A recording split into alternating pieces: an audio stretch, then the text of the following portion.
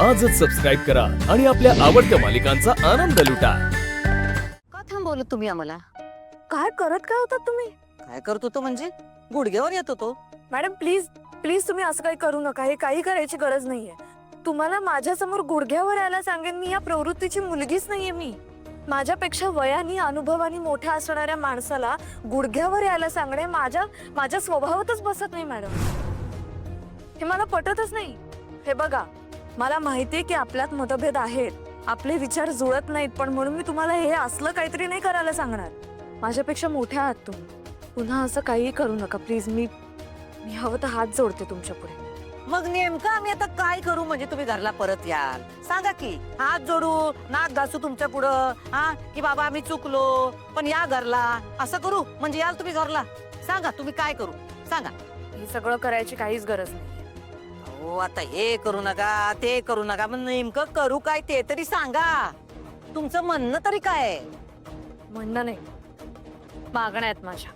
मागण्या? कसल्या मागण्या? कळू तरी देत आम्हाला. त्याशिवाय आम्हाला कळणार कसं तुम्हाला काय पाहिजे ते? सांगते. माझ्या सगळ्या मागण्या मी तुम्हाला सांगेन मॅडम, पण माझी सगळ्यात पहिली आणि सगळ्यात महत्वाची मागणी आहे. तुम्ही शाळा बंद करण्याची नोटीस पाठवली ती आधी मागे घ्या. शाळा बंद करू नका. तुम्ही जर हे करायला तयार असाल तर मी घरी येण्याचा विचार करेन. तुम्ही जर हे केलं तर मी तुम्हाला माझ्या पुढच्याही मागण्या सांगेन.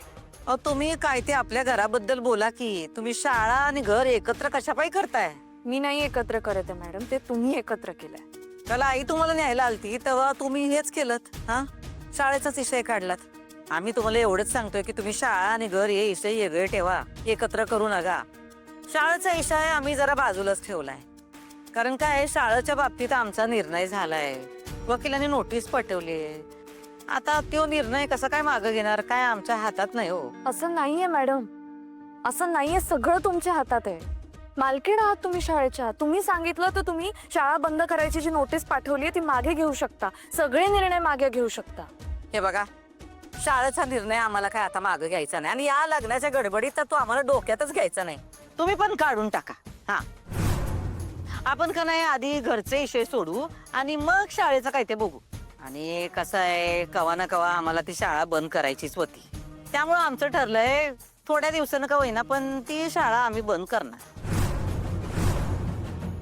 ठीक आहे, शाळा बंद करण्याचा तुमचा निर्णय ठरलाय ना? हा. मग माझाही निर्णय ठरलाय, तोही ऐका. कसला निर्णय? हाच, जोपर्यंत माझ्या मागण्या पूर्ण होत नाही तोपर्यंत मी घरी येणार नाही.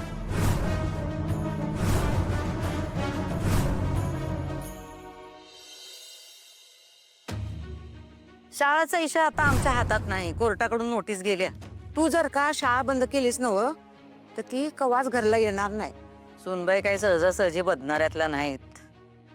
आम्हालाच काहीतरी परमनंट मार्ग काढावं लागल.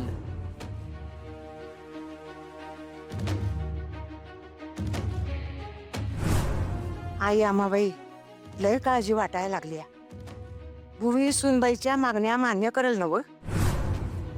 शाळा बंद करण्याचा तिचा निर्णय ती बदलल काय? तसा तिचा निर्णय ती कवाच बदलत नाही. पण आज शाळेबद्दलचा निर्णय तिला बदलावा लागल, तरच तिला जे पाहिजे ते मिळेल बघ. सुनबाई घरला परत येईल आणि मोठ्या मालकांशी लग्न करण्याचं भुवीचं स्वप्न पूर्ण होईल. आई आम्हाबाई समजा व्यवस्थित होऊ दे. आते, काय झालं ग? एवढी अस्वस्थ का दिसाल्यास? अगं नाही, भुवी सुनबाईला भेटायला गेली ना व. नाही तर हिच्या डुसक्यात येत आहेत बघ. म्हणजे सुनबाई भुवीशी नीट बोलल काय, भुवी तिचं नीट ऐकून घेईल काय. खरंच डोसक्याचं नुसतं बुसकाट झालंय. खरं सांगू आते, मला बी लई टेन्शन आले बघ. म्हणजे बघ की ताईला जाऊन केवढा वेळ झालाय आणि तरी तिचा एक फोन बी नाही आलाय ग. म्या म्हणते त्या मास्तरनीनं शाळेचा मुद्दा कशा पाहिजे लावून धरायचा? त्या दिवशी म्या गेलते, काल तू गेलतीस, तर तुझ्या बरोबर तरी यायचं की तिनं. नाही आली. नाही येईल ती. तिचं बी काहीतरी म्हणणं आहे की नाही? होय की, पण ते तर तू सांगितलंस की ताईला. नेक्स्ट सांगू का ते, ती मास्तरीन बाई का नाही ताईचं काही बी ऐकून नाही घेणार. उलट तिला उलटच बोलणार आणि समजा आईशे पिसकटवणार. हा चूप बोल रे नाड्या, आता बुडके झाले साऱ्या. तू कवा तरी चांगलं बोल की. मला खात्री आहे सुनबाई समंजसपणा समजा निभावून नेईल बघ. फकस्त भुवीनं शाळा बंद करण्याचा निर्णय बदलला नव्ह तर गोष्टी अवघडून बसते. भुवीनं काहीतरी शाळेबद्दल योग्य तो निर्णय घ्यावा बघ, म्हणजे तिचा लग्नाचा मार्ग मोकळा होईल. आत्ती तुला वाटते का ग का ताई शाळा बंद करायचा निर्णय मागं घेईल? ते आता आई आम्हा बाईलाच माहित. भुवीचं लग्न आता भुवीच्या निर्णयावर अवलंबून आहे. बघू भुवी आता काय निर्णय घेते तो.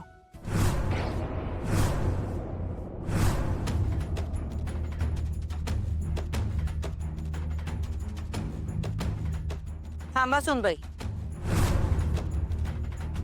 असं तडकाफडकी कुठं निघालात तुम्ही? आता काही बोलण्यासारखं राहिलेलं नाही ना. तुम्ही तुमचा निर्णय सांगितलात, मी माझा निर्णय सांगितला. असं काय बोलताय, काही बोलण्यासारखं राहिलं नाही म्हणून? तुम्ही म्हटलात ना तुमचा निर्णय बदलणार नाही म्हणून. ठरलंय ना तुमचं. ठरलं तर होतं, पण आता काय आहे, तुम्ही तुमच्या निर्णयावर एवढ्या ठाम आहे म्हणल्यावर आम्हाला आमचा निर्णय बदलावा लागल. आम्हाला एक सांगा, समजा समजा आम्ही शाळा बंद करायचा निर्णय बदलला, शाळा चालूच ठेवली, तर काय गॅरंटी आहे की तुम्ही घरला परत याल म्हणून? आमच्या लग्नाला विरोध करणार नाही म्हणून? माझी गॅरंटी म्हणजे माझा शब्द असतो मॅडम. मी पाळते माझा शब्द.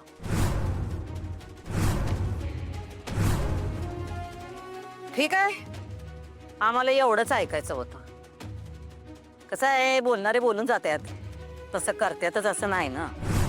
आम्हाला तुमचं म्हणणं कळलंय, आता आम्ही तुम्हाला आमचं म्हणणं सांगतो. काय? हेच की आम्ही शाळा बंद करण्याचा निर्णय आमचा बदलू. नाही बंद करणार शाळा.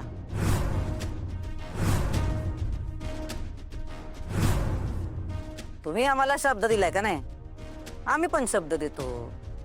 नाही बंद करणार शाळा, या घरला. ठीक आहे, तुमचा निर्णय कळला मला. माझी एक मागणी पूर्ण झाली, पण माझ्या पुढच्याही काही मागण्या आहेत. त्याबद्दल काय करायचं ते मी तुम्हाला सांगेन. आपण टप्प्याटप्प्याने जाऊ. टप्प्याटप्प्याने जाऊ म्हणजे? सांगते. सांगा की, पटशिरी सांगा. तुम्हाला फुलपगारे सरांची माफी मागावी लागेल मॅडम. तुमच्या शाळा बंद करण्याच्या निर्णयामुळे मॅडम त्यांना खूप त्रास झालाय. आणि किती काय काय बोलला तुम्ही त्यांना, त्यांची काहीही चूक नसताना.